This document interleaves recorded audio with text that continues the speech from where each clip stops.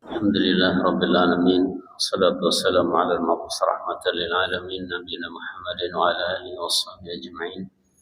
يقول الله جل في علاه: يا أيها الذين آمنوا اتقوا الله حق تقاته ولا تموتن إلا وأنتم مسلمون. أما بعد، أيها الإخوة والأخوات أعزني الله وإياكم. Kita bersyukur kepada Allah Subhanahu wa taala karena masih diberikan taufik untuk terus menuntut ilmu agama, dan dengan menuntut ilmu agama ini Allah Subhanahu wa taala akan memberikan ketenangan kepada kita, karena ketenangan itu semua dari Allah Subhanahu wa taala. Majtama'akum fi baitin min buyutillah yatluna kitaballahi yatadarasunahu bainahum illa nazalat alaihim sakinah. Tidaklah sekelompok orang membaca Al-Quran, berkumpul di rumah-rumah Allah, belajar tentang Al-Quran, Sunnah, kecuali ila nazalat alaihim sakinah, kecuali akan turun kepadanya ketenangan. Dan kalau kita mau tenang hidup kita sampai kita meninggal, jangan jauh dari majelis ilmu, jangan jauh dari menuntut ilmu agama, karena itulah sebab ketenangan. Ila nazalat alaihim sakinah wa ghasyiyatuhumur rahmah, rahmat juga turun. Ya, bagaimanapun susahnya hidup kita, kalau kita duduk di majelis ilmu, rahmat itu akan turun, dan semua jalan keluar yang terasa buntu itu akan dibukakan oleh Allah Subhanahu wa taala. Wa may yattaqillah yaj'al lahu makhraja. Kemudian wa ghasyiyatuhumur rahmah wa khafathumul malaikah. Para malaikat juga turun, ya, ikut mendengarkan apa yang disampaikan dalam majelis ilmu tersebut, dan mereka bersusun sampai langit. Kemudian wa dzakarahumullah fi man 'indah. Ini yang sangat membuat hati kita juga bahagia bagi para penuntut ilmu agama, yaitu Allah menyebut nama-nama orang-orang tersebut di sisi malaikat-malaikatnya yang mulia. Disebut nama kita oleh Allah Subhanahu wa taala.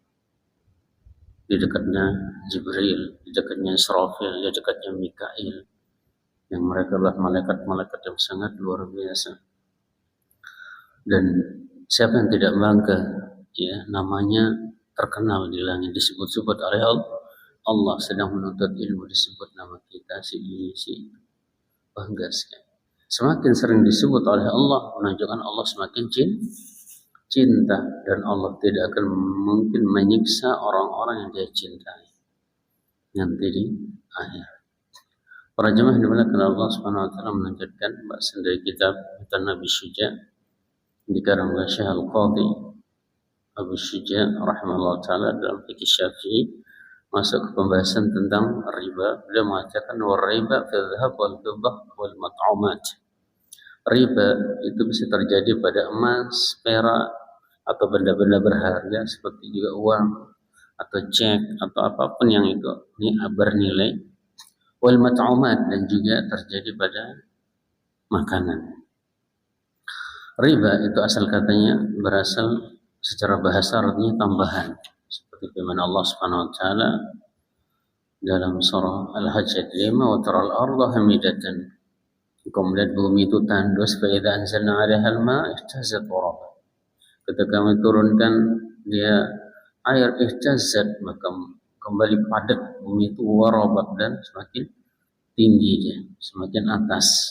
Warabat, ada kata-kata riba di sana, artinya ada tambahan, misalnya bertambah. Ini secara bahasa. Ada secara istilah, riba itu yaitu akad yang tidak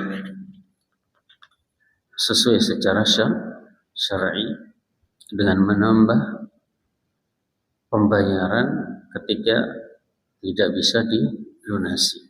Ini secara syar'i. Dan riba ini diharamkan oleh Allah Subhanahu wa taala baik dalam Al-Qur'an, Sunnah maupun ijma' ulama. Allah berfirman surah Al-Imran ayat 130, ya ayyuhalladzina amanu la ta'kulur riba adha'afan mudha'afah. Ini ayat yang pertama yang turun. Wahai orang yang beriman, jangan kalian makan riba yang berlipat ganda itu. Wattaqullaha la'alakum tuflihun. takutlah kepada Allah supaya kalian beruntung. Yang pertama, jangan makan riba yang berlipat ganda itu, karena saking banyaknya riba yang ditetapkan pada zaman jahiliyah. Orang utang hanya 1 juta, baliknya sampai 10 juta, berlipat-lipat, dilarang. Kemudian ayat yang terakhir turun dalam surah Al-Baqarah 278, ya alladzina amanu taqullaha wa dharu ma baqiya minar riba. Wahai orang beriman, takutlah kepada Allah, bertakwalah kepada Allah dan tinggalkan semua sisa riba-riba itu.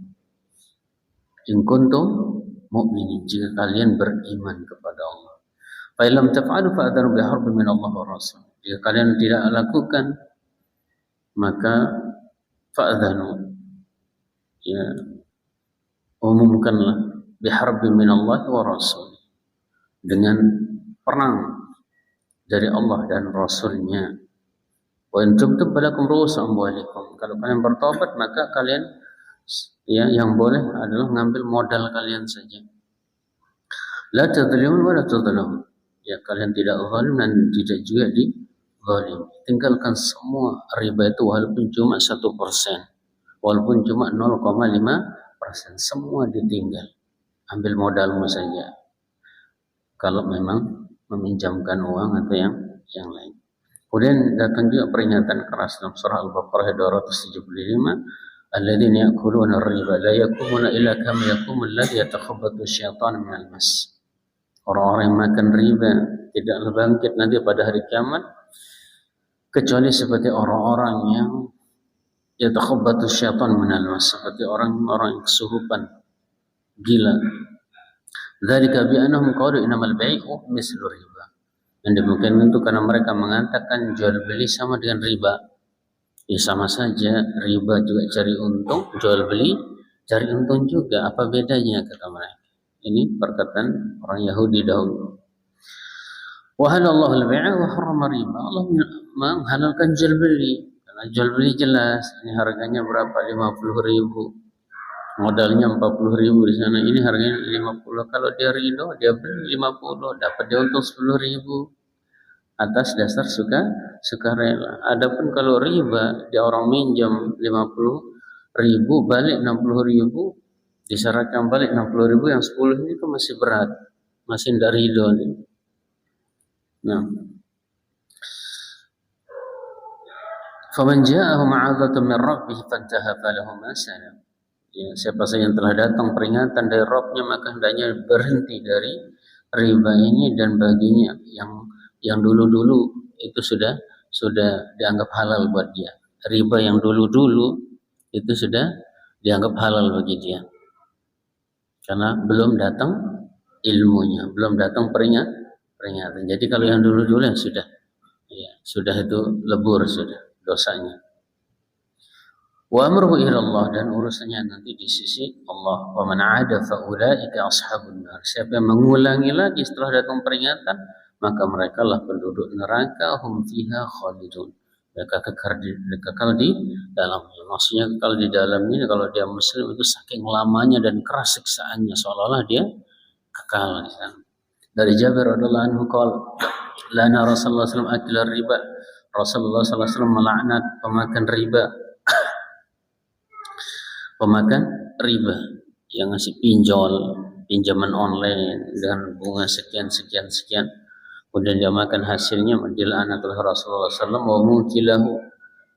Wa mukilahu, dan wakilnya, wa katibahu, sekretarisnya, wa syahidaihi, saksi-saksinya, wa qala, dan Nabi mengatakan hum sawa, semua dosanya sama.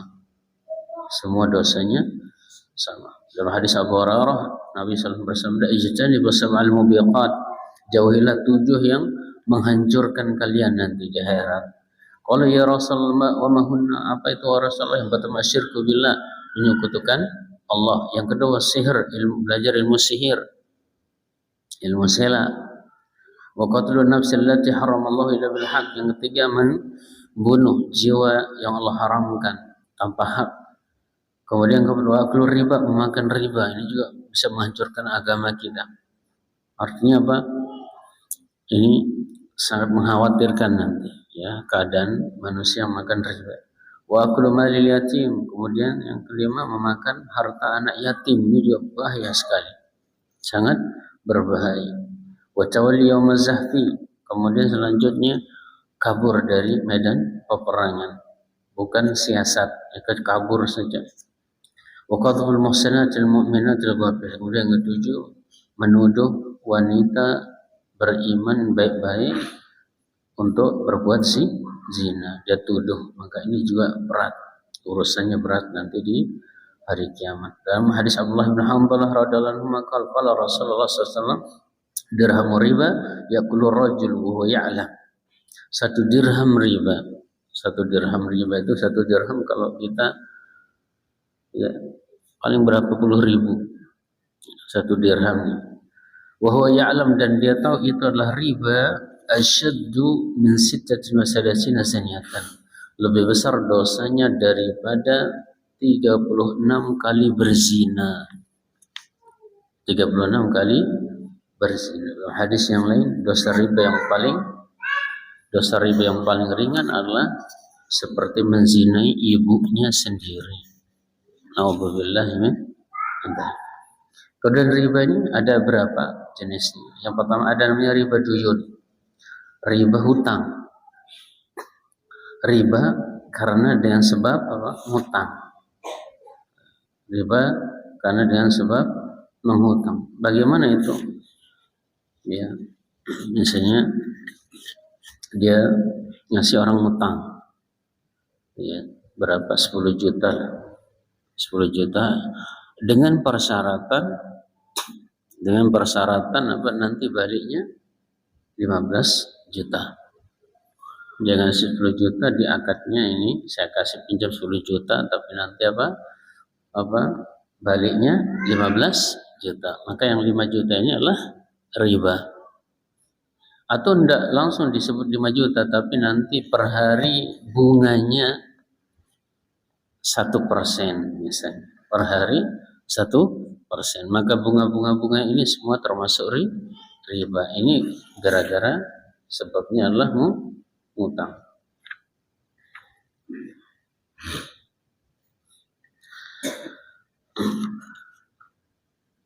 Atau bisa jadi bukan dari yang minjem, bukan dari yang meminjamkan hutang, tapi dari yang minjem. Ya, ketika dia dikasih pinjaman 10 juta, nanti balik setelah setahun. Setelah setahun ternyata dia sanggup. Dia belum sanggup membayar 10 juta. Kemudian dia mengatakan, saya belum sanggup. Begini saja, kasih saya tempo, saya tambah 5 juta. Jadi dari dia nambahnya. Walaupun dia ridho, maka tetap ini termasuk riba. Maka ini juga termasuk riba. Dan tambahan ini bisa jadi uang, masuk juga. Atau mungkin bisa jadi rumah. Dia minjam 100 juta, baliknya nanti 100 juta juga, tapi plus rumah satu. Maka rumah ini termasuk riba. Atau mungkin mobil tambahannya, baliknya 100 juta plus mobil atau motor. Maka mobil dan motor ini termasuk juga riba. Atau 100 juta balik plus satu pick up kelapa. Maka satu pick up kelapa ini juga termasuk riba.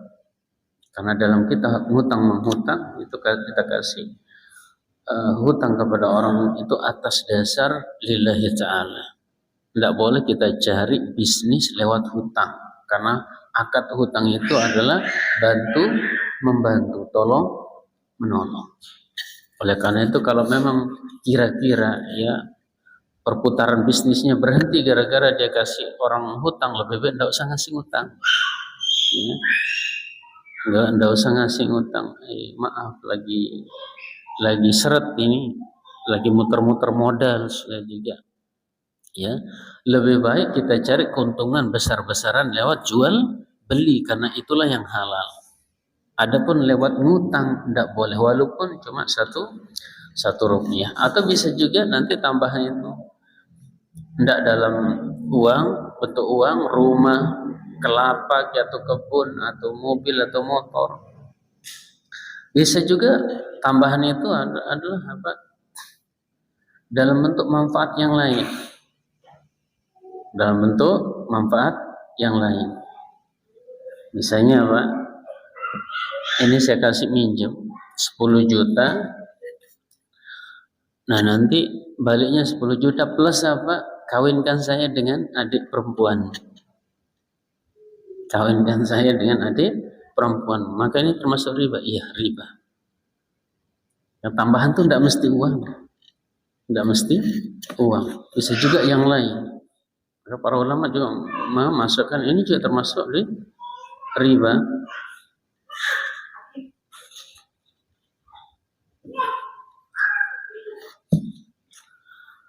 Nah,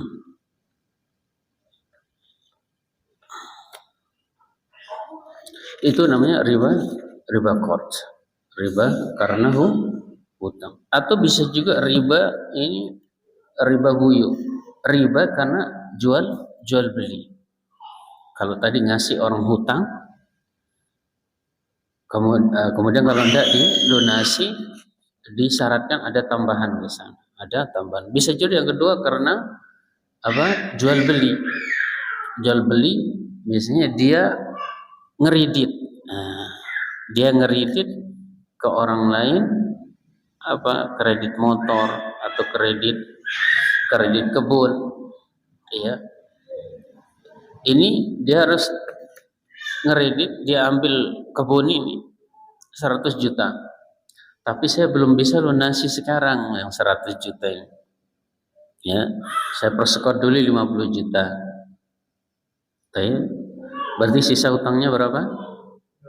50 juta. Ketika setelah datang waktu temponya, ya, yang ngasih tempat dia beli kebun itu bilang tambahkan saya 10 juta. Maka yang 10 jutanya termasuk riba. Atau dia yang apa masih punya kreditan itu dia yang menambah sendiri. Ini karena temponya sudah jatuh, saya belum bisa melunasi yang 50 juta tadi, maka saya tambah dah 10 juta, tapi kasih saya waktu 6 bulan lagi. Maka yang 10 juta ini juga tetap termasuk riba. Ini riba buyu namanya, riba jual beli. Yang terutama di sini sering terjadi ketika jual beli itu adalah jual beli dalam bentuk kredit, ya. Jual beli dalam bentuk kredit. Kemudian ada juga bentuk lain yang ini dibersihkan oleh para ulama, seperti ada orang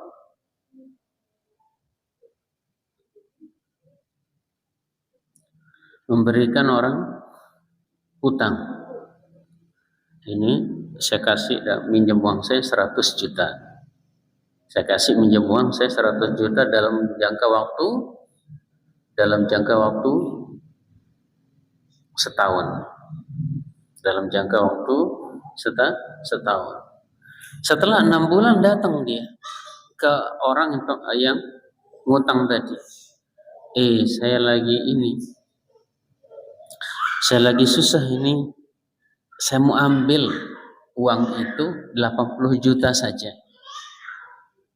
Saya ambil uang itu 80 juta saja. Adapun yang 20 juta sudah saya relakan.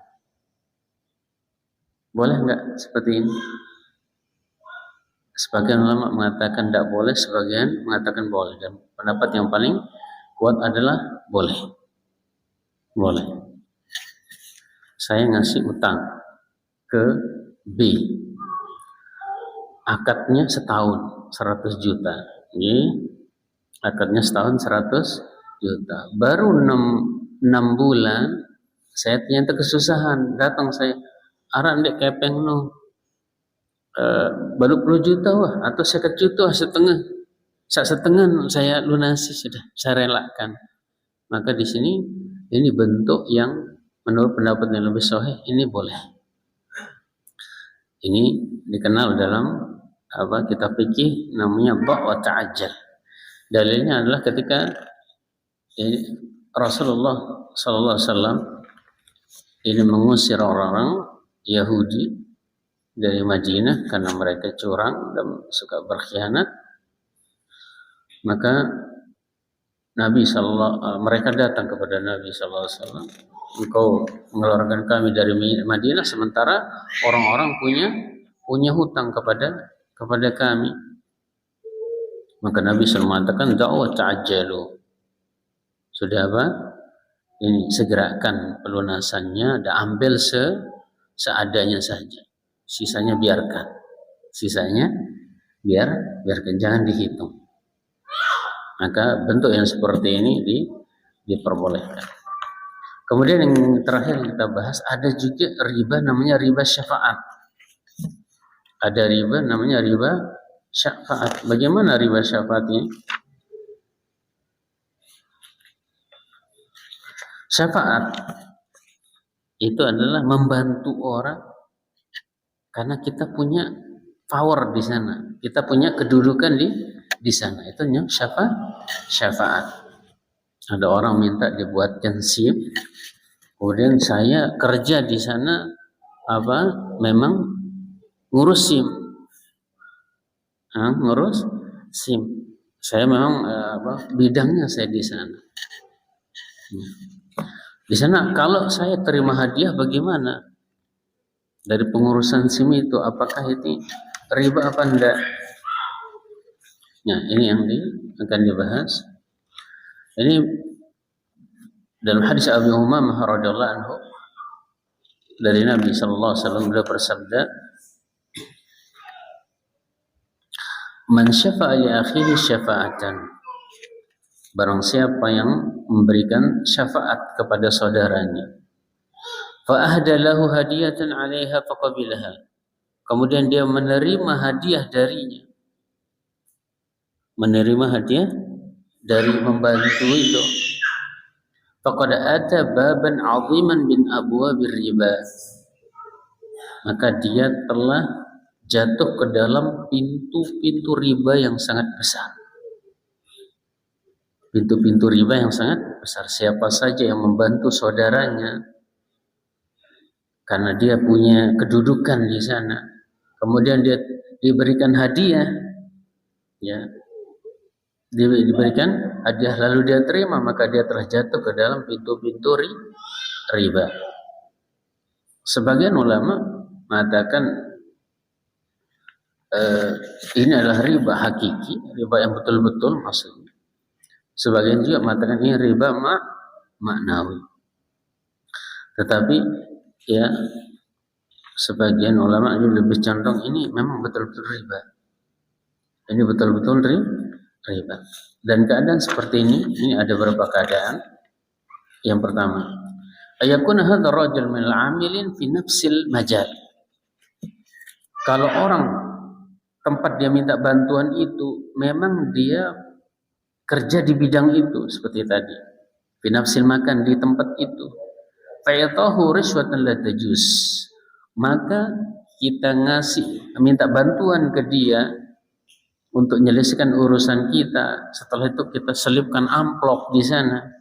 Padahal itu memang kerjanya dia, maka ini termasuk riswah atau suap yang juga haram, termasuk dosa besar juga. Karena itu memang tugasnya dia.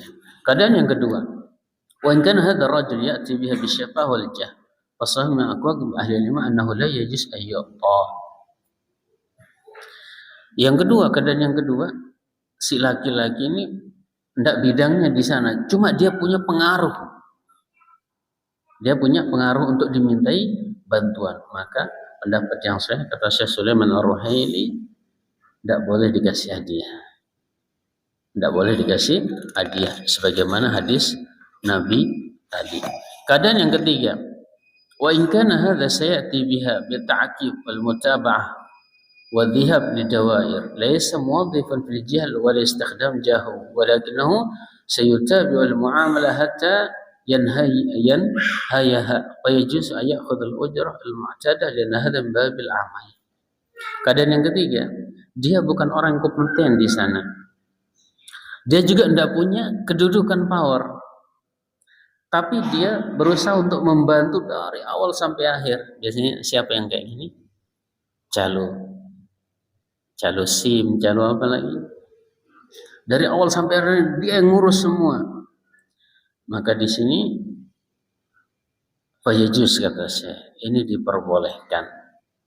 Kenapa? Karena ini termasuk ya keringatnya dia lah. Nah, ini 3 keadaan syafaat tadi. Saya ulang, makanya ada namanya riba syafaat. Mungkin baru pertama kali kita dengar ini.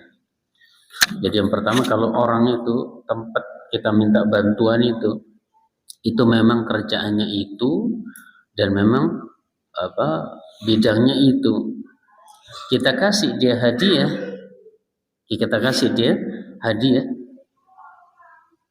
untuk membantu kita, maka ini termasuk suap. Suap. Apalagi kemudian ada datang orang misalnya, terima saya kerja di tempatmu, saya akan bayar 100 juta atau 200 juta. Maka ini termasuk suap atau riswah, dan ini juga termasuk dosa besar. Yang kedua, orang tempat kita minta bantuan ini tidak bidangnya di tempat itu, cuma dia punya power, punya pengaruh, tokoh di sana. Tokoh. Maka pendapat yang paling kuat kata Syekh Rohaili, Sulaiman Rohaili, tidak boleh dikasih hadiah karena itu termasuk riba. Karena itu termasuk riba. Jadi di sini betul-betul ya kita bantu ikhlas lagi. Yang ketiga, kita minta bantuan ke orang untuk ngurusi urusan kita, dia tidak punya, tidak kerja di bidang itu, tidak juga punya pengaruh dari awal sampai akhir, dia yang membantu kita urusan kita, maka ini boleh kita kasih dia upah atau hadiah, karena ini amalnya dia, ya profesinya dia memang sebagai calo dan yang lain. Ini 3 keadaan. Nah, mungkin itu dulu. Nanti kita akan perlebar lagi karena masalah riba ini memang sangat samar sekali bagi mayoritas masyarakat dan dianggap suatu yang boleh-boleh saja. Padahal itu termasuk pintu-pintu riba yang sangat besar di sisi Allah Subhanahu wa ta'ala. Allah ta'ala sallallahu alaihi Muhammad wa ala alihi wasallam wa akhiru da'wana alhamdulillah.